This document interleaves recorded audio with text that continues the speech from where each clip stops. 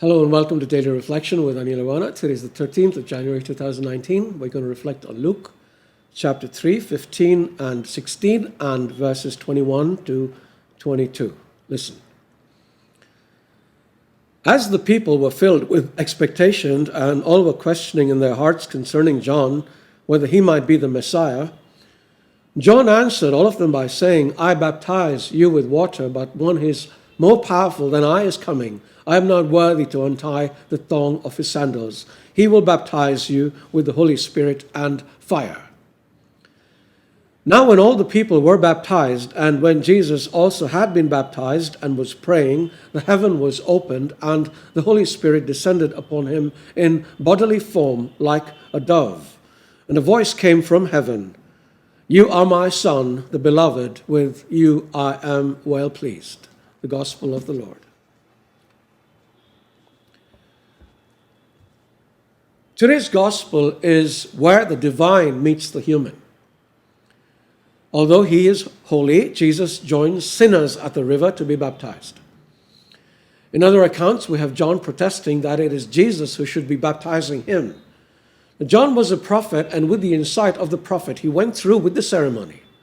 And immediately his action was confirmed from on high, and his best suspicions of Jesus were proven to be correct. We're told that the heavens were opened.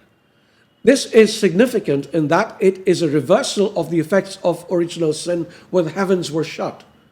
When Jesus will have completed his mission on Calvary, we are told that the veil of the temple was rent in two. In other words, we now could come into the Holy of Holies. The voice of the Father and the visible presence of the Spirit was clear proof that full connection has been established between heaven and earth. John made a very clear distinction between his form of baptism and the baptism that Jesus would make available to us. John's baptism was for the forgiveness of sin. Jesus would baptize with the Holy Spirit and with fire. He would anoint us, make us holy, and enable us to share in the fullness of the divine life.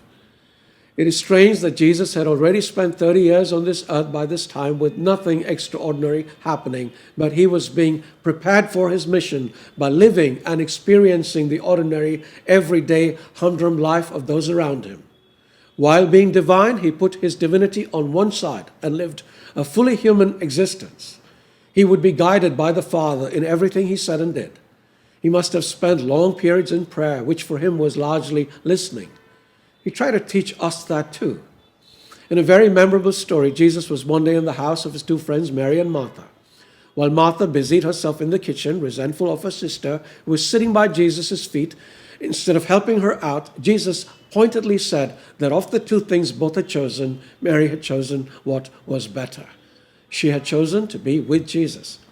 This doesn't imply she didn't have to serve, but it always is first things first. With Jesus, it is always relationship before service. Keep that in mind. God bless you.